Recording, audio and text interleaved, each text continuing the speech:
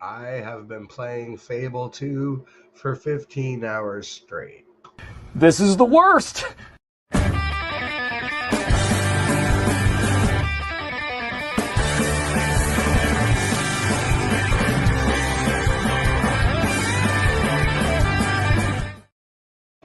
Motazita Banakesi, welcome into the Worst Fantasy Show. I am your host with the least, Jack Lucenay, here with you on this second to last Sunday of the 2024 NFL fantasy football season.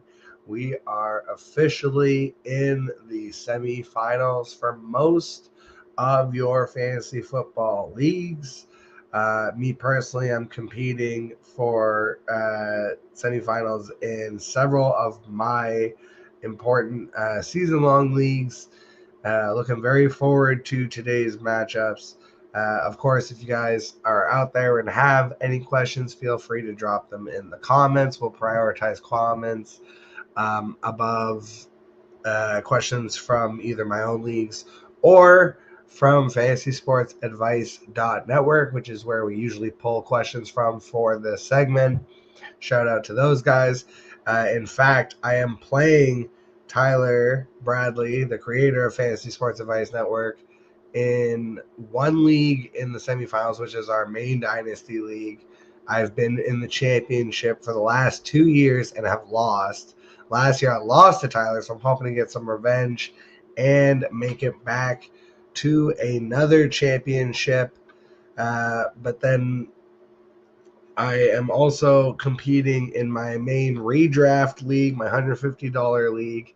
That league, I am competing in the semifinals.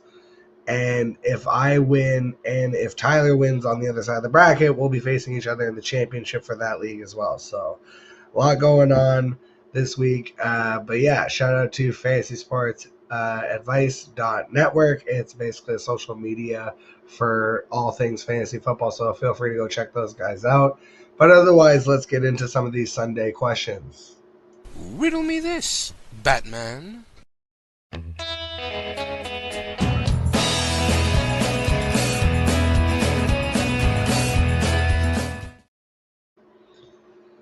So I've just been looking through some of my bigger, more important leagues, and a lot of the guys that I had questionable and questions about are coming through now with news that they are all expected to play, which is great for me. So that's Tony Pollard, Tyreek Hill, and Tyrone Tracy. So again, Tyrone Tracy, Tyreek Hill, Tony Pollard are all expected to play. So unless you have some kind of much better option, they should all be in your lineups. Tyreek Hill. That one was very important to me because I kind of realized I messed up by having him in just my wide receiver slot. Rookie move, not having him in the flex. And realizing that if he had not played, I would have been stuck playing David Moore. So obviously, David Moore's had a couple good games, but I'm definitely playing Tyreek Hill above David Moore. Tyrone Tracy, I have one league where I need the upside, so I'm actually playing him in the flex above Adam Thielen. Thielen was going to be my cover in case Tracy wasn't available, but with Tracy available and a good matchup, I'm actually playing him ahead of Thielen. And Tony Pollard in Warrior Bowl wasn't really going to have much of a pivot for that either. So I'm actually glad he's playing. I'm realizing I probably need a pivot for Zach Charbonnet. Oh, dilemmas. Do I start Kyle Pitts or just leave Zach Charbonnet in? Even in a backup role above whatever I can get off waivers, which isn't much. Trey Tucker's probably the highlight. And, maybe Ty Johnson in that New England matchup.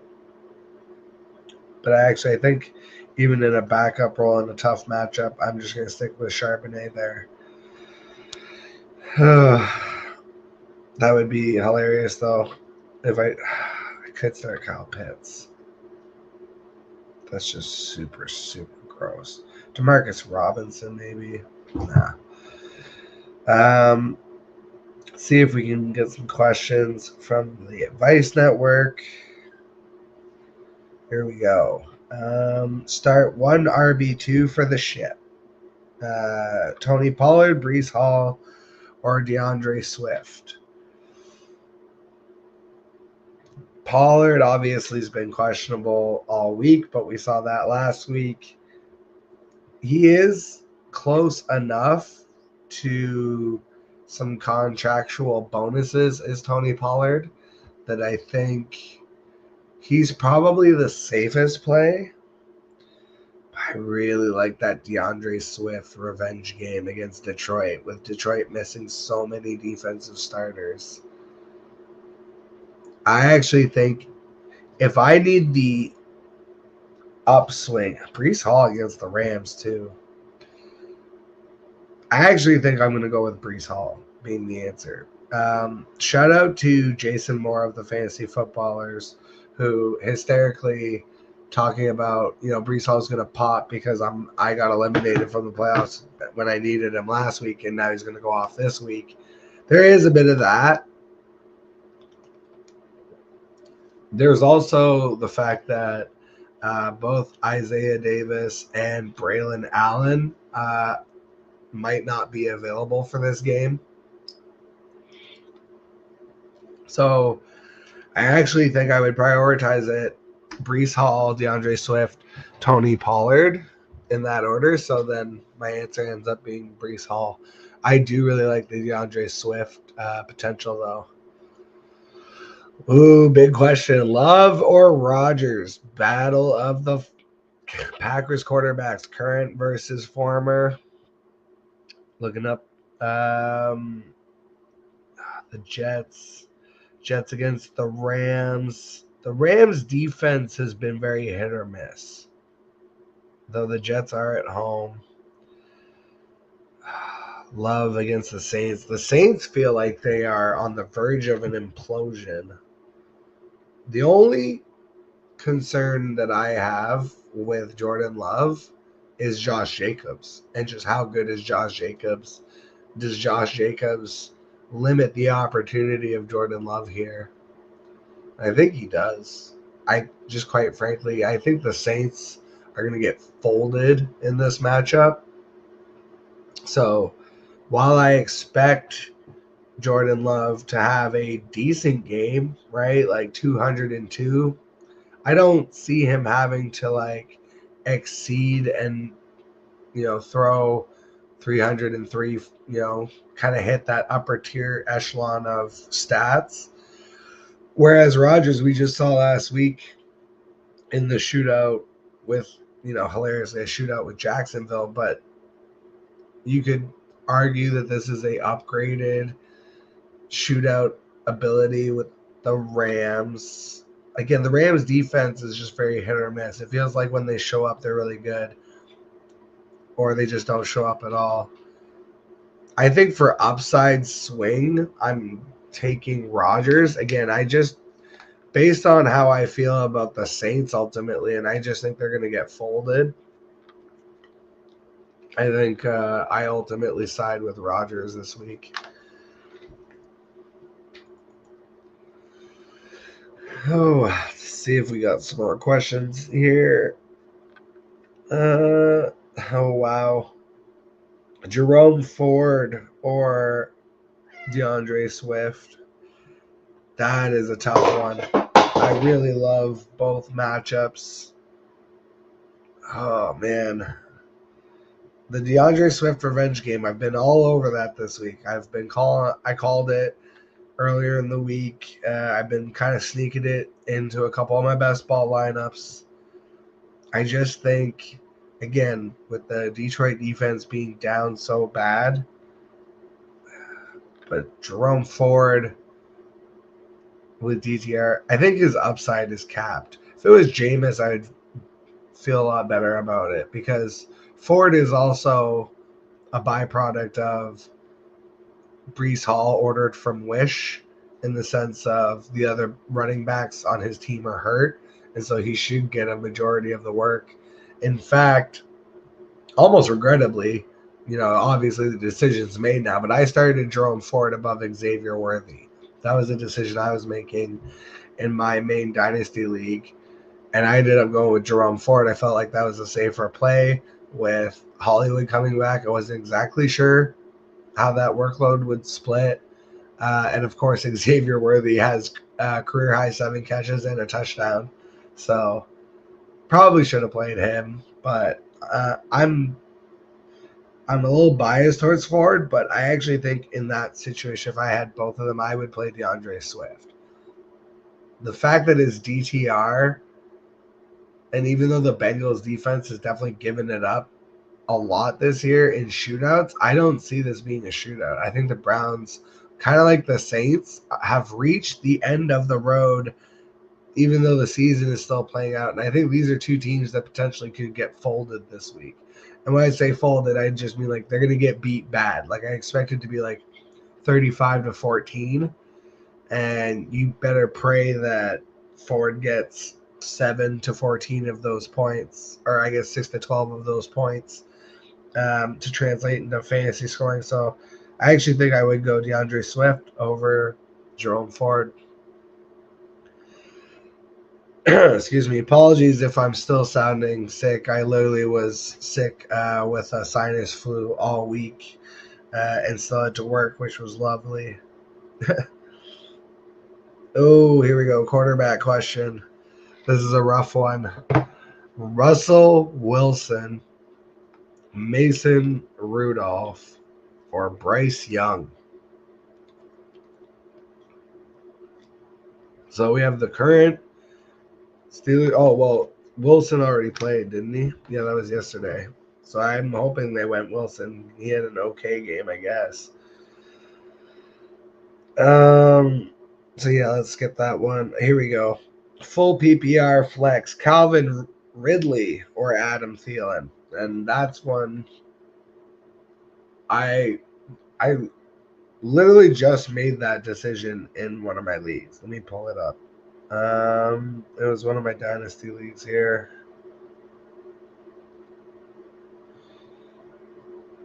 And here we go. This is my Lord of this was it last night I actually got some sleep. The night before, my dog got the runs, which was fantastic, and I was up literally basically all night dealing with that, to the point that I watched all 3 Lord of the Rings movies. And this is my Lord of the Rings themed Dynasty League. My team, Sauron Through the Sky, is facing Pigskin Back on the Menu, boys. And we had the Derrick Henry game, which was good. He has Kamara out, so he's going to have to replace him. Excuse me. What up, Albert? Thank you so much for stopping by this morning. So yeah, oh my god, fucking headset.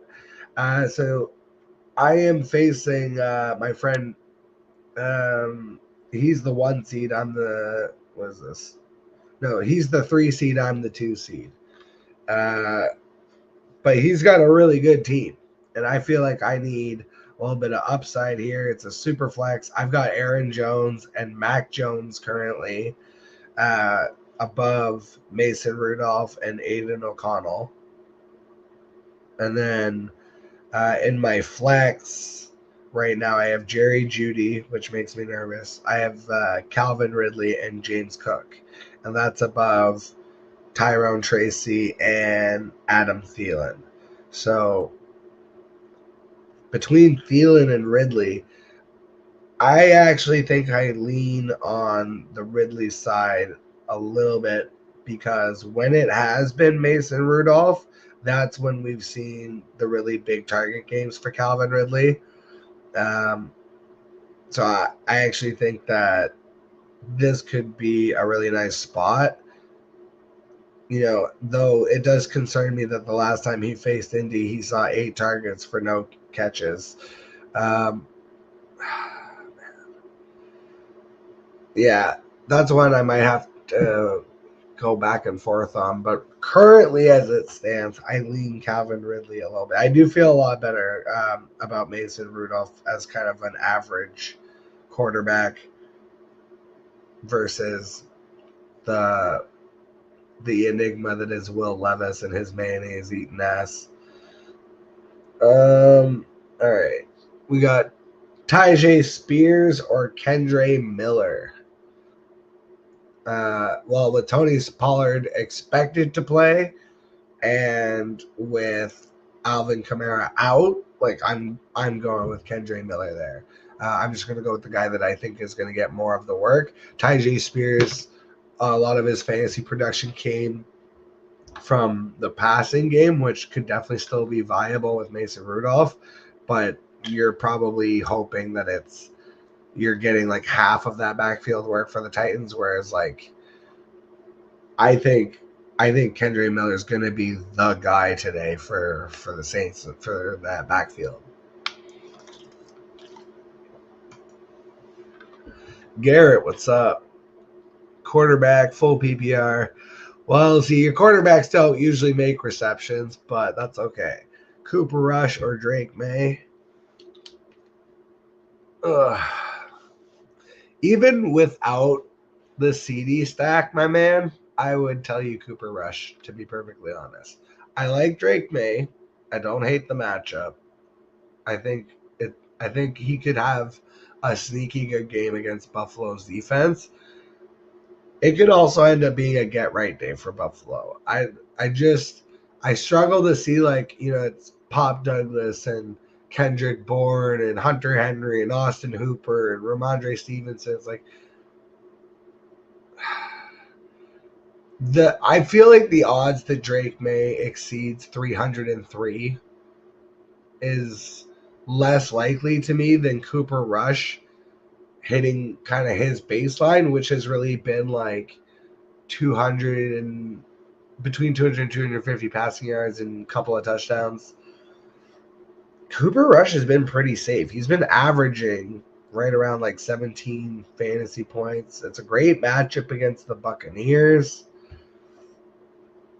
on Sunday Night Football. I mean, I can see a world where Drake maybe ends up outscoring him.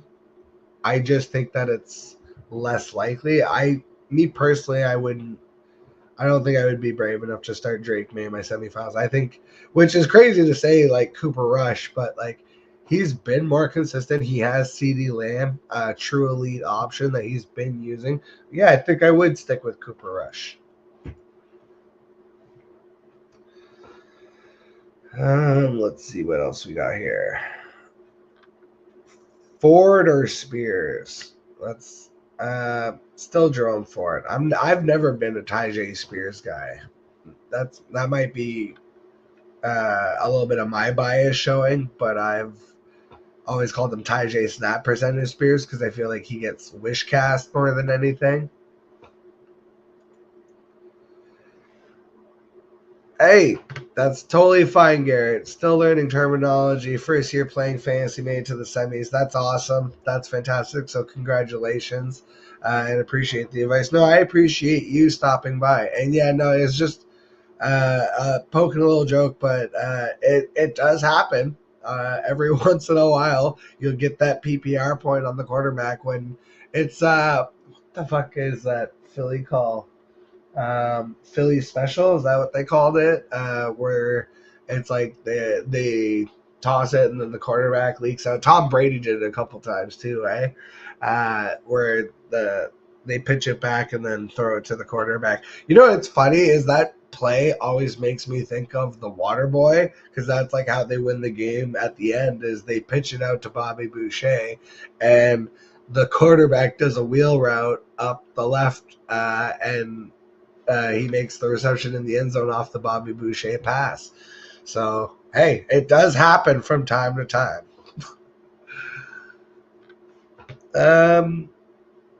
Yeah, we're already getting into old questions here. Oh, this one's good, though. DK Metcalf, Ramondre Stevenson, or Rashad White.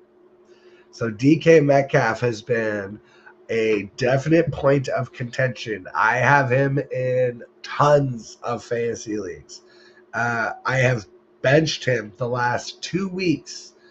Actually, I think the last 3 weeks I've had him on the bench in basically every league. Again, shout out to Fantasy Football as I put out a stat that he has never gone over 60 yards against the Arizona Cardinals, and that held true. He's been dealing with lots of injuries, which is why he has been underperforming after having a pretty solid start to the beginning of the season. So I'm just pulling up my main league. Is my $150 redraft league. Last place team in this league gets banished. You get exiled for 1 year. DK Metcalf, the matchup literally could not be better against the Minnesota Vikings, who are giving up the most fantasy points to the wide receiver position, according to Sleeper. And I'm looking at my bench. I've got Romeo Doubs, Calvin Ridley, Adam Thielen, Jalen McMillan. It's a lot of good depth. I'm not playing those guys above DK this week, I don't think. And I'm pulling up DK again. Yeah, I've had him benched basically since so it's actually been 4 weeks that I think I maybe played him against the Jets. But I benched him for both Arizona matchups and last week against Green Bay.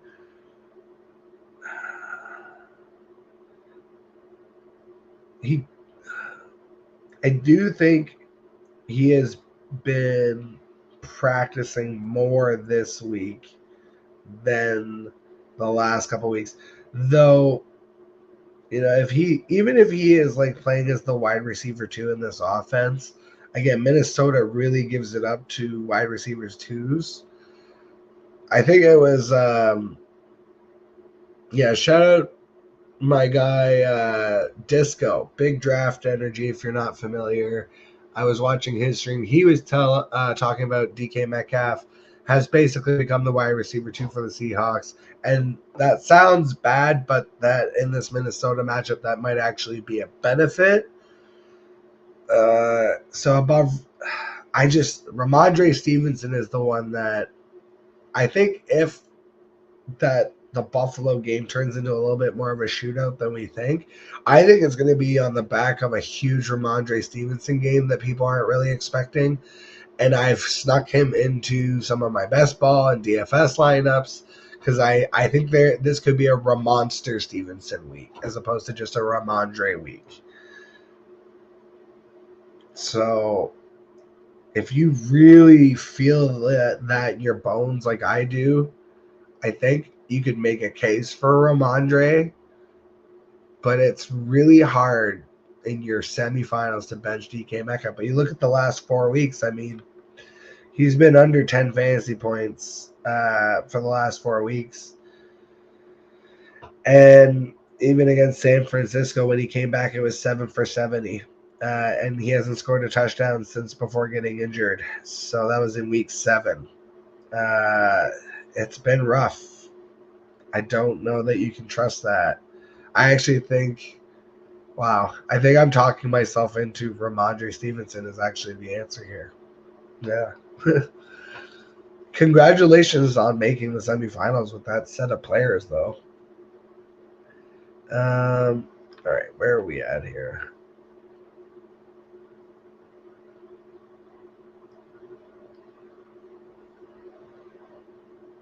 Oh, we got a quick kicker. I was like, who is Reichard? Reichard or Tucker? How sad and how far has Justin Tucker fallen that someone's asking about Will Reichard over Tucker? I would have still played Tucker. That was a past tense question though.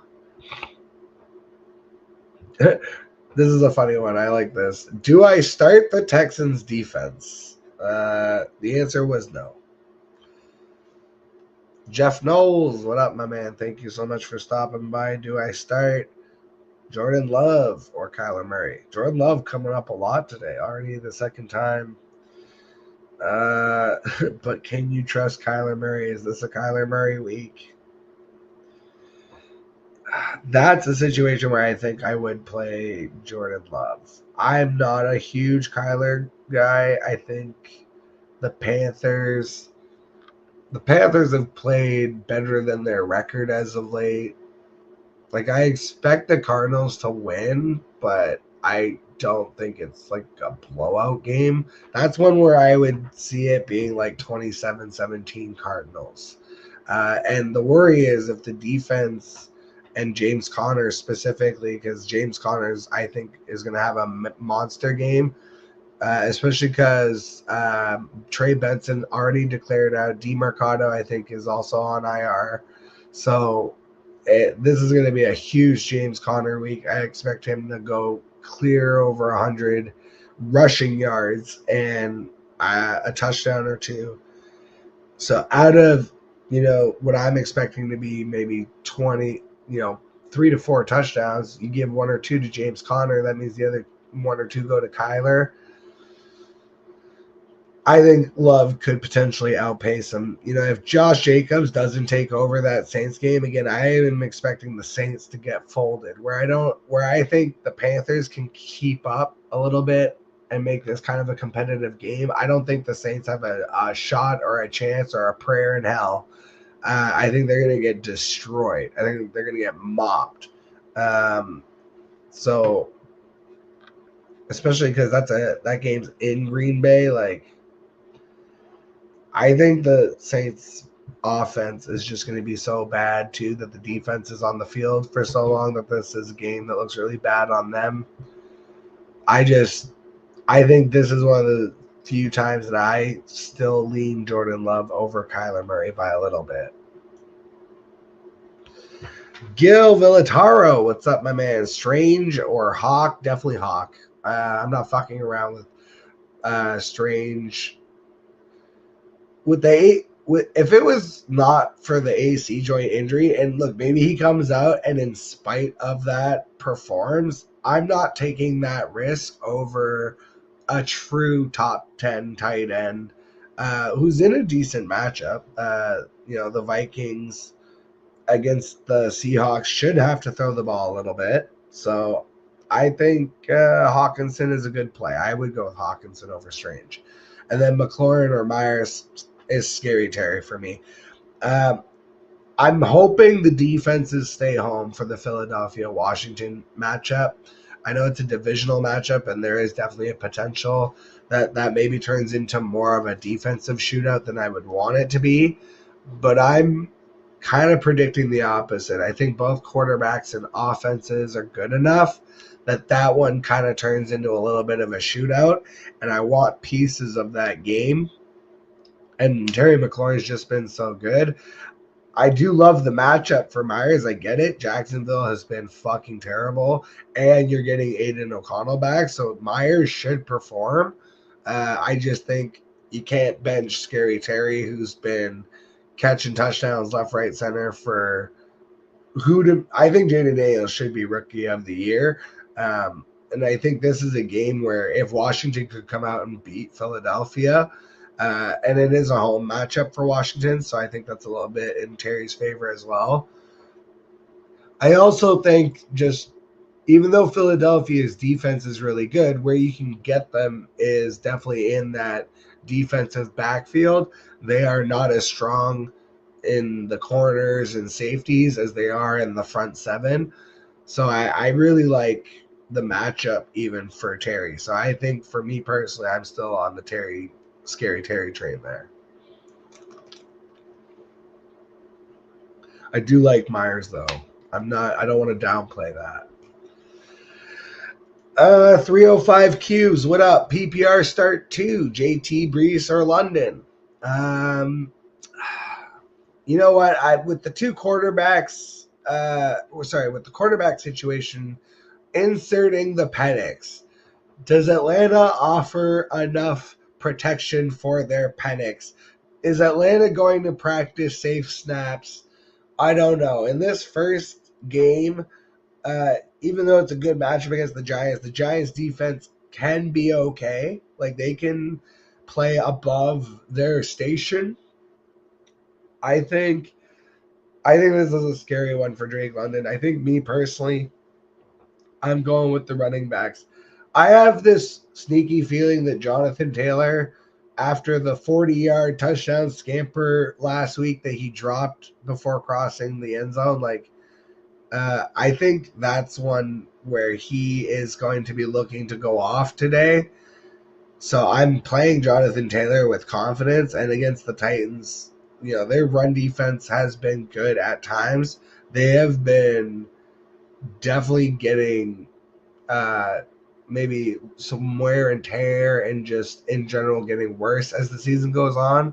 So I think you can take advantage of that matchup. And Brees Hall, we talked about earlier on the show, he is going to be basically the only guy in town. Braylon Allen and Isaiah Davis are both dealing with injuries. They might be available, but I think they get a little bit less work than they normally would in that instance. And if Brees Hall gets 20 carries and 20 touches, because carries are whatever. I want to see 20 touches in terms of just pure opportunity, receptions, and carries mixed together. I think Brees Hall could end up being a smash play today. I've snuck him into some of my best ball DFS lineups. So yeah, I'm hoping to cash in on some Brees Hall myself. So me personally, I'm going JT Brees just because it's such an X factor with Drake London that I don't know. I don't know if I trust that strange Penix. I am a child. That's okay. All right, I'll give you guys a couple more minutes here. See if we can get a couple more questions. Feel free to drop them in the comments. If you haven't already, please like and subscribe. It always helps the show.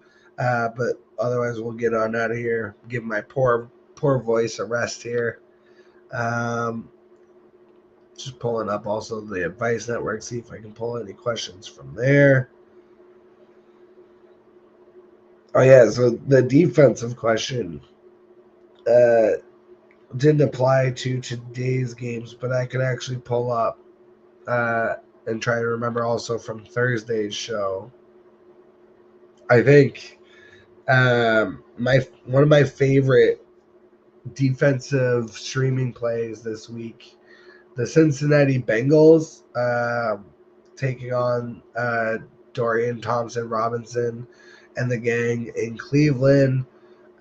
That's one that got overlooked because the Packers, I think, got really swept up. Packers in Lambeau against the Saints and their backup quarterbacks, whether it's the Rattler Snake, Spencer Rattler, or Jake Haynes. And I actually think it is Rattler that's going to be playing. And I think, just to be clear, I think Rattler is a better quarterback than Hayner. So maybe that's one that surprises. Maybe he has a little bit of juice, but I kind of doubt it. Like I said, I think my favorite defensive play for those still looking for a defensive streamer, if you kind of got left out in the cold, they're Cincinnati Bengals. They're at home. They're still playing for an outside shot at that bye. And Cleveland has decided to go with DTR. So unless Jameis gets back into this game somehow, I don't see this turning into like a shootout or anything. I'm also, yeah, I would be totally fine if that did happen. Actually, like I would love if Jameis got back in and was able to like boost my Jerry Jeudy shares. Jerry Bagshaw, what up, my man? Doing my morning routine on the treadmill. Wanted to jump in and say, hey, thank you so much for jumping in, Jerry. Appreciate you always. Yeah, a couple more minutes, like I said. If you guys got any questions, feel free to drop them off. But then we'll sign off here. We'll do some housekeeping in the meantime. So as far as the show goes, next week is the last week of shows. We're going to do the Thursday live, except that's going to be on Friday. I can already confirm that is definitely going to be on Friday. Just looking at like dates and stuff with Christmas and everything, I'm definitely not working on Christmas. So yeah, Friday the 27th is when I'll come back for the matchup show, which I understand will be after the Christmas games and stuff, but whatever. But you know what? Maybe, yeah, no, now that I'm saying it out loud, screw it. Next week we go down to the single show a week, and it's going to be just the Sunday show. And actually, it's a good pivot. It's a good pivot because next year the show is returning, but not quite. So part of kind of the journey that I've taken in my own existential existence of fantasy football is I think I'm officially becoming a best ball bro. This season long stuff, it's for the birds. And it's not to say that I'm going to have no leagues. I'm still going to have definitely a handful of leagues, but I have 27 fantasy football leagues this year. And I know there's people that have way more. Like there's people, I say 27, and sometimes I get the reaction of like, oh my god, and then I'm in a league with a guy who's got like 100 and something leagues, and he manages them all with spreadsheets and stuff. So it's not. I'm not trying to be like, oh, I've got some, but I got too many leagues, and next year, rather than doing the show 3 times weekly. And I think this is just part of also like the demand as well. We're going to do just one show a week next year.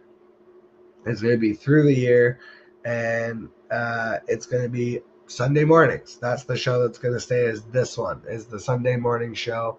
But in doing so, part of it is, by down trimming, I'm going to be able to improve that show more wholly, because as opposed to trying to constantly set up 3 shows a week in terms of like intros, closeouts, fucking thumbnails, drops, da da da da.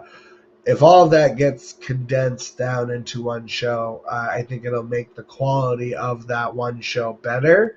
And also just, as much as I have fun doing the reaction shows and stuff like that, they just don't draw, and there's not really a point to it.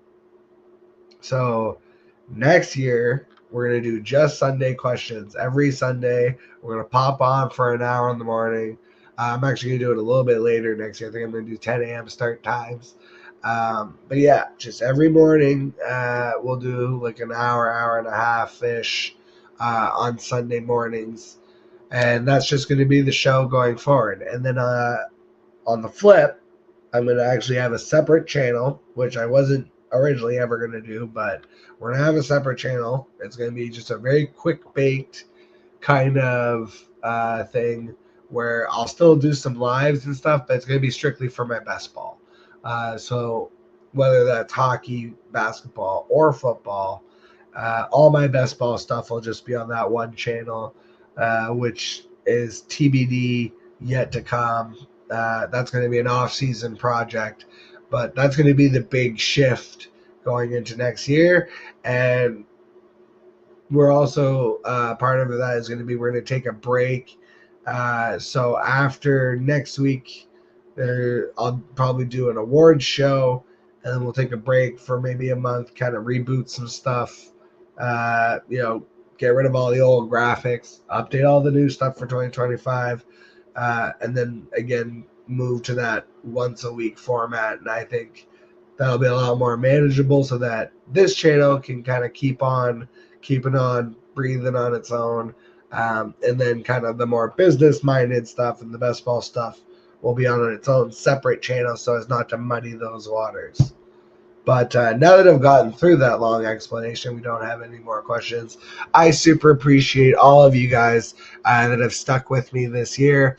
Hopefully, part of the reason that we've made it to the semifinals of our leagues has been because of these shows and being together. Again, thank you guys so much for stopping by.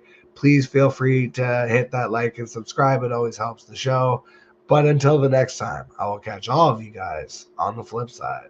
He's running down the middle by the 50. He's at the 30. He's bare-chested and banging his chest. Now he runs the opposite way. He runs at the 50. He runs at the 40. The guy is drunk, but there he goes. The 20. They're chasing him. They're not going to get him. Waving his arms, bare-chested. Somebody stop that man. Here comes